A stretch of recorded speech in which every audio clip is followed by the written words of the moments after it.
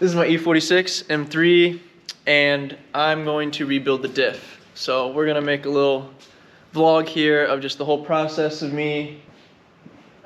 I'm gonna also redo the whole. Yes. Yes. Now follow along. All right. Just rebuilding the diff and diagnosing the exact cause of my issue. I'll go ahead and show you real quick where the issue is and why I'm doing this. I won't be able to show you really well until the weight is off the wheels, but this output flange to the diff has play in it. And because of that play, there's vibrations while driving and even some kind of tapping and knocking when you're first accelerating. There's a few different routes for that, but I'm gonna wait to make that decision until I get it out, take it apart, and look at it and diagnose it. So I've already taken off some of the plastic and braces underneath, and I'm getting ready to drop the exhaust. So that's where we will start off with this video. So I got the remaining plastic and heat shield off. We're gonna go ahead and throw in some footage from the headers back, exhaust just gone. Yeah, open so headers. It's gonna be a little rowdy, but it might sound cool. But we have to move it, so we're doing it. Oh shit.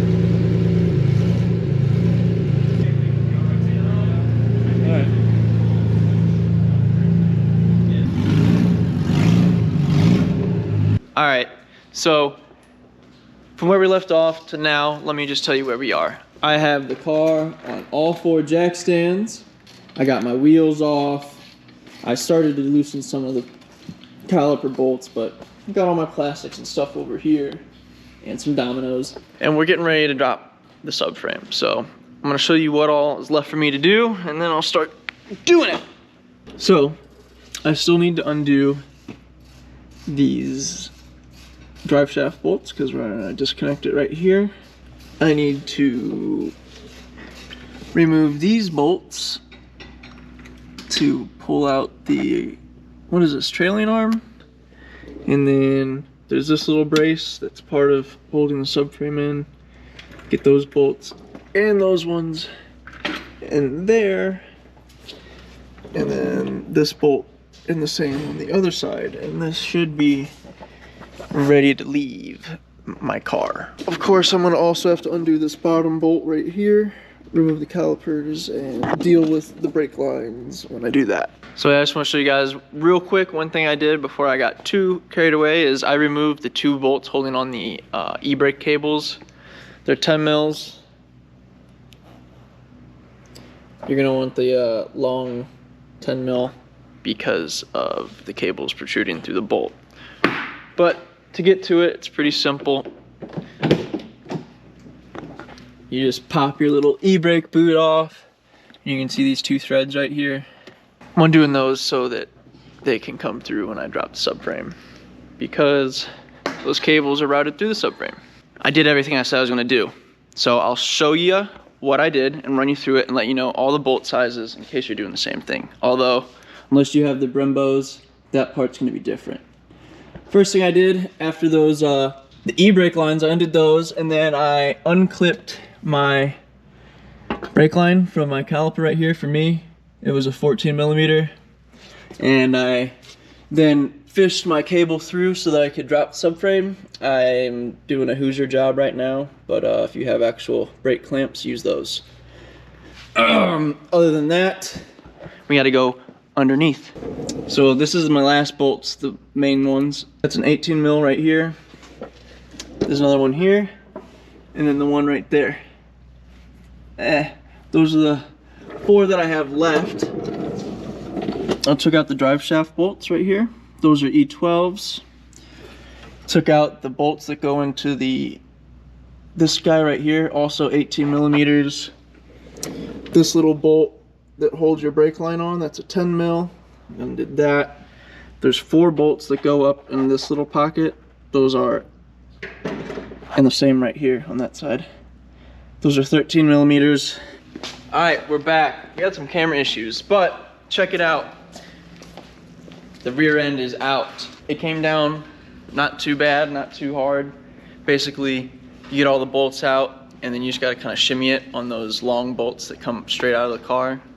It kind of got caught up on that, but it wasn't a big deal. we just used some leverage to pry on it, and here we go. So I went ahead and already now have removed my brake calipers, and I'm gonna go ahead and remove the 2 E12s, one here, one in here. Take those out, and upside on the front here. Harder to see, it's right, where is it, right here? No, you were on it. This? Is that it? Yeah. I guess that is it. Yeah. I think that got replaced. So I think normally it's a E21, but that just looks like a giant bolt. Yeah. So we'll let you know. These bolts right here holding the axle into the flange are E12 as well. And then aside from that, I'm gonna remove my little bracket for the sway bar end links. And with this out of the way, we can lift it off and we'll just be left with the differential. We'll try really hard to get that on camera. One more cool fun thing I'll show you guys real quick. I had the like clear or white side marker, and I swapped in this LED smoked one, and I think it bodes well with the theme of the car.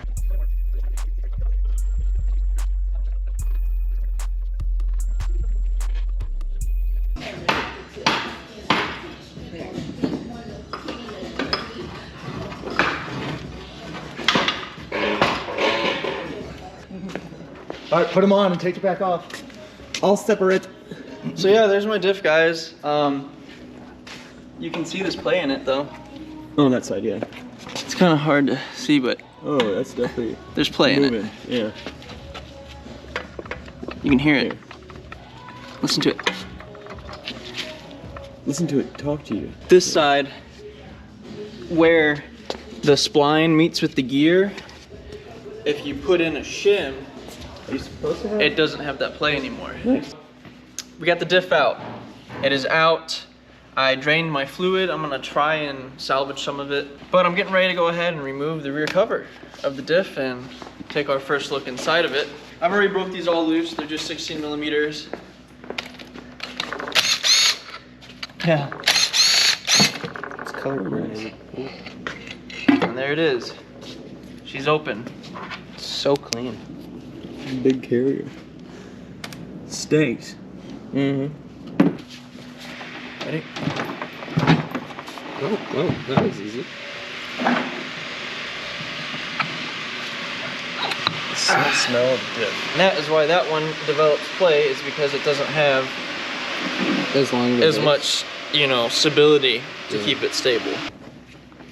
Okay, I'm taking out this part. Das. Oh, there it okay. is. Yeah. So this is gonna be driver's side, Yeah. right? So we want to keep these two Okay. next to each other. There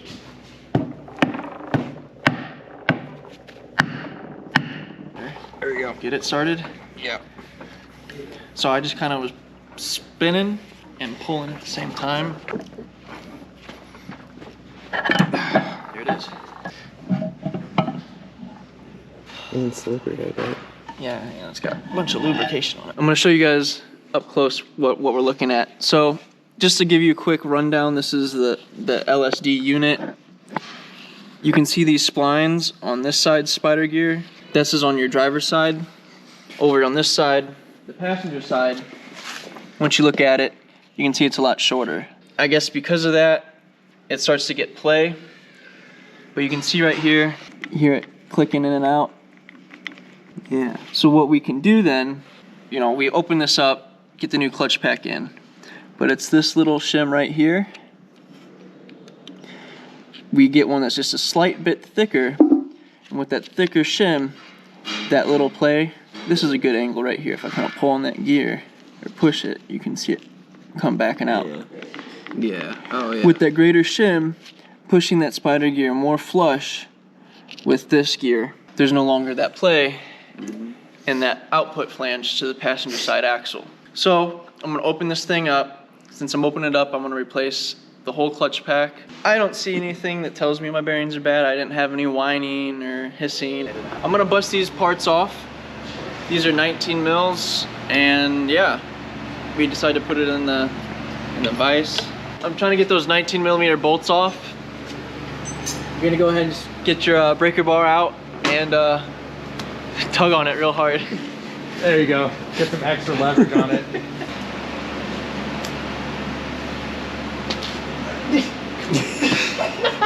So once you get all those bolts out, God willing, you can separate this big gear from this piece.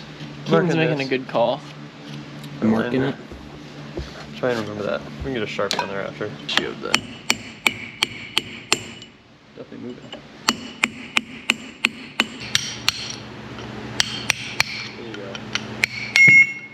I don't know if I said this yet, but so I'm taking off these on the back side of that piece now, and they're 4mm Allen key. So there's 4 of them, and you gotta take them out. So you got it off. To be worried about. Yeah. Nice. So this is the clutch pack. Pull it. Because like, is the inside...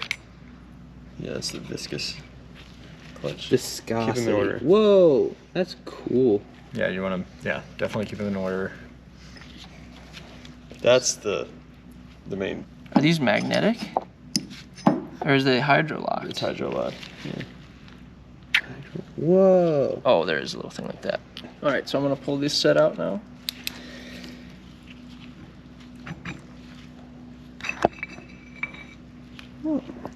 Whoa. Oh, that's the bad lock. one. Just like my engine. That's the bad one. And this is the shim that I replace. Look at how worn that is. Oh my gosh. So here, this is me with my diff all the way apart, getting ready to put it together. That there is the package that my new clutch pack came in, and the Freeplay shims, all of that was in that box. As mentioned previously in this video, this is from RacingDiffs. It's got some more stickers, some more cards, and then you can see the package. The package is pretty tight and nicely wrapped. So this larger shim is the shim that is for the input from the drive shaft. If there's play in that, I'm not addressing that. I have no play there, and I don't have the tools nor the desire to do that part of the project, so I'm not. This shim here is the one that goes on the passenger spider gear that goes to the output flange for your passenger drive shaft. Greater thickness and concavity give that more pressure on that spider gear, and it's just a thicker, it's thicker shim, and it eliminates the Freeplay. This here is the new clutch pack. It's advertised as being just a little bit thicker than the stock pack once all stacked together, and with a higher friction coefficient. This is going to give it a little more bite and give a more mechanical feel to our LSD. If you're doing this with enough time in advance, it would be a good idea to go ahead and just soak your new clutch pack in your diff fluid.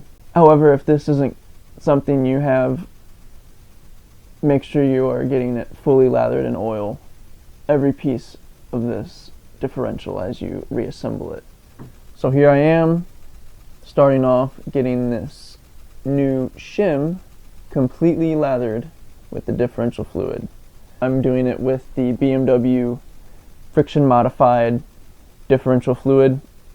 So the Freeplay shim, when you put it on the spider gear, the center will not be in contact, and only the outer ring of it will be touching. I'm re-oiling the bottom of the differential there, or the LSD unit itself, rather, before I put this piece on. Your spider gears will be facing up, and the Freeplay shim will make contact down below. Again, I will be oiling this whole thing for frictionless movement of parts. This is how you set the next set of spider gears in. These concaved washers match the arc of your LSD unit and lock these rods in place where the spider gears rest and make contact with the passenger side. Bro, you sound like a robot. I've never had to narrate something on screen.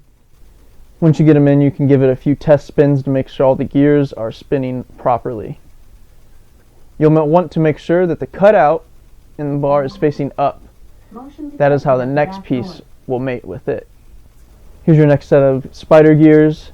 You'll have the cutout facing down, and the two cutouts of the bars here will meet up while the 4 gears meet up.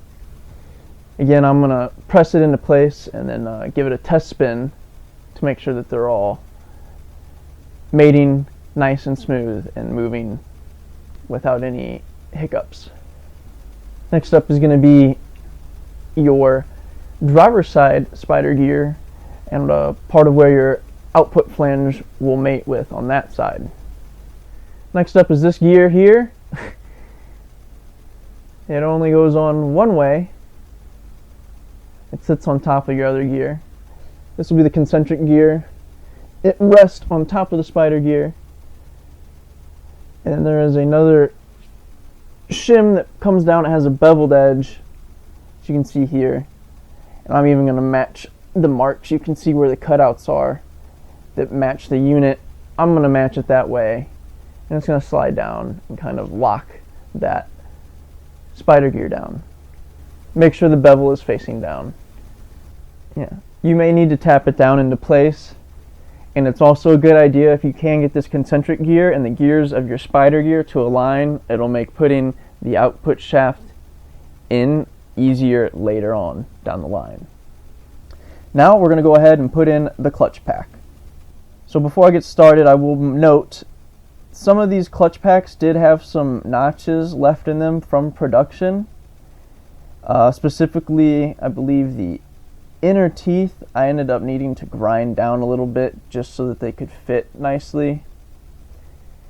This is the one area of the kit that I think could have had a little better QA. I used a fine file to get this down because you definitely do not want to overfile it. You want to keep it as close to the shape that it should have as possible. And I only filed to the point to where it looked even and would fit nice, no more. Especially with these clutch pack parts, you want to liberally apply this oil. You don't want any sticking of these, as that would cause issues. So the carrier mating clutch piece that you see here, notably without the holes in it, it's going to go first. It mates with your outer grooves, and your next piece will be one here with the holes in it. Again, you add oil and lube it up thoroughly. Those gears mate with that concentric gear on the inner diameter. You install these one after another, alternating each time. It's pretty straightforward. Just make sure you apply lots of oil and make sure that the gears are all lining up smoothly. These should fall into place easily. As you can see here on this one, it did not, and that is why I had to file it. So here I am finishing up, putting that last piece in. Most of those outer ones fell in pretty easy. Once you get all these clutch pieces in, go ahead and lube up everything again just to be safe, and we can get ready to add in our little top hat piece. Again, this is a good chance to realign, if you can, the gear teeth on the inside of that diameter, that little hole. Line those up and it'll make putting in that shaft much easier later. Hello. Hi, Domino's. I'm here at your building. Awesome. Perfect. Thanks. This top hat can only go one way. It has a non-symmetric little bolt pattern. It's got the Allen keys that screw in from the other side. So yeah, you're going to tighten these down. After you get that top hat on and you're going to get your main big gear on, it's going to be kind of tough. It's a tight fit. I put 2 bolts through it and had those pull it tight all the way to the top. As you tighten those 2 bolts up to lift that gear all the way up, you want to do so evenly, so alternate between the 2 bolts so that you don't warp anything. Once those are up, I'll start installing all the bolts with the thread lock. You're going to put that Permatex blue on it and tighten it down. So you want to torque this down to the torque spec right here on the screen. Yeah. As you install all these bolts, it's still a good idea to go ahead, install them in a star pattern to keep even force across these parts. So to torque these down, you're going to need to get this into a vise. I put the towel down just to make sure there is nothing hard. I also have a socket and one of those oil channels that I have wedged in there and wedged against the side of that vise there that keeps the unit from rotating as I torque these bolts down.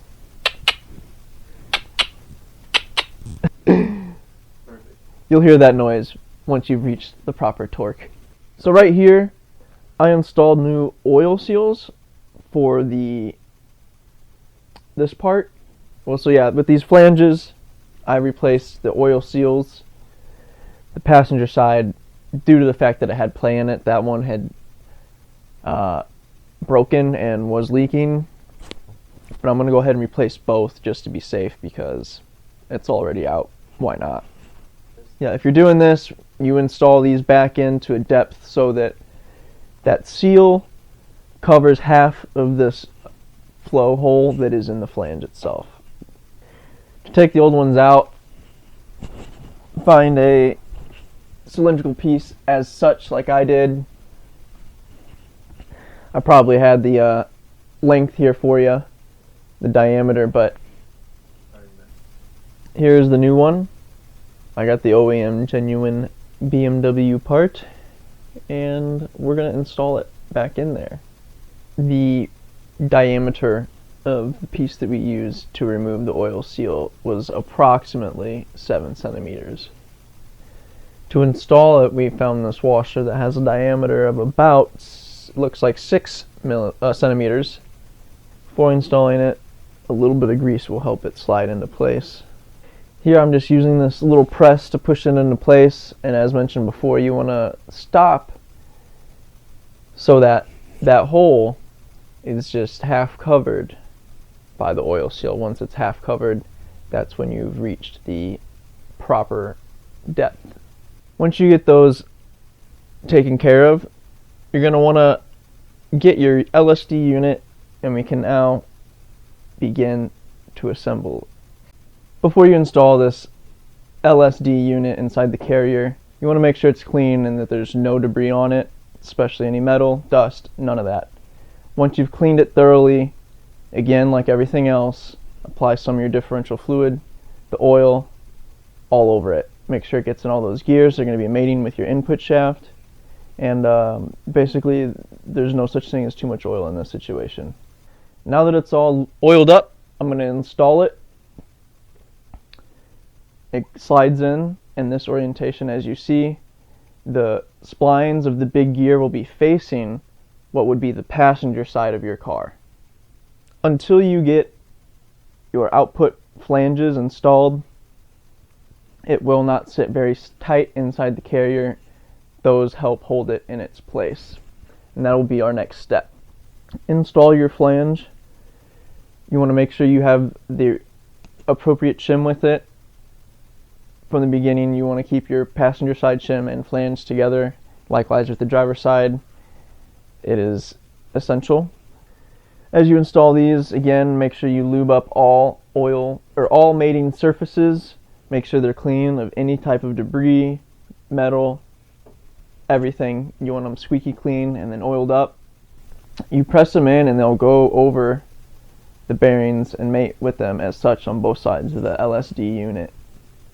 As you place it in, you might need to give it a few love taps with a dead blow. These are tight fits, so they just need a little extra love to get in. Also important to remember is to oil up your gaskets and make sure they are soaked. When you're pushing it down in place, do attempt to make sure that the holes are lined up so that you can install your bolts later. You will be able to adjust it some, but you want to keep it as close as possible. So there's a little cutout channel on these flanges, and you want those facing the up back corner of the differential. So if you had your rear cover of the diff on, you would want them facing where those two mounting bushings are at the top side of your differential. These are the channels of the holes that were mentioned previously that the oil seals cover up half of. It'll be about 45 degrees up from the rear end of the differential. Now I'm installing these bolts with the flanges. Back at it again with this blue Permatex Loctite. I'm going to go with the star pattern again just to keep even force. It's always a safe bet. I'm just going to get them in and then I'll torque them down. So I'm going to torque these down to this many foot-pounds. And as I torque them, I am going to go ahead and torque them in that same star pattern. So we're now going to be putting in the output flanges. It's built the same. It's just the terminology is different. So if you're in Europe, different side. You got to hammer these down. That's where there's a conveniently placed hammer. But hey, real quick. Yeah. Notice there's no play in this. Fix. So yeah, do that on the other side. So we got that. No! Don't drop your gasket on the floor. But yeah, I got this bad boy in. I just had to rotate it and bang on it, and it's in. Now we're gonna put the rear cover on with the gasket. I got the gasket from ECS. I got the OEM BMW one. It was like $7. So in case you're wondering, this is the 210 locking differential. If you're looking up torque specs. We're gonna be torquing it down to 33 foot-pounds, 45 Newton meters, and the shortest bolts go on top consecutively to the longest on the bottom. What size millimeter is it? 16 millimeter socket. Yeah. Perfect.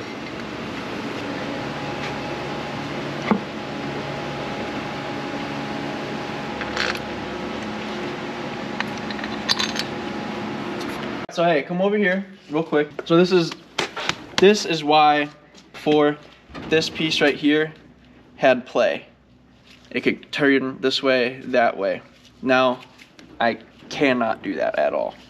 So everything rotates smooth, and we'll be ready to go. Install it. Literally do the opposite of what we did in the first part of this video. And just have a great day. What's up, guys? So we just got back from our final test drive, the big winter project. The differential is great. There's no grinding noises, there's no bumping and jerking, there's no play in that flange anymore. So we'll call it a big success. On top of that, we did take it for just a quick slippy slide, and the way that it handled the loss of traction and the two wheels, it felt really smooth. So we'll have to say we are happy with our RacingDiffs kit, and we'd have to recommend it to you guys. I hope this video helps you. Thanks for watching, and go ahead and please comment if you have any questions, subscribe if this helped you, and give it a thumbs up. Peace.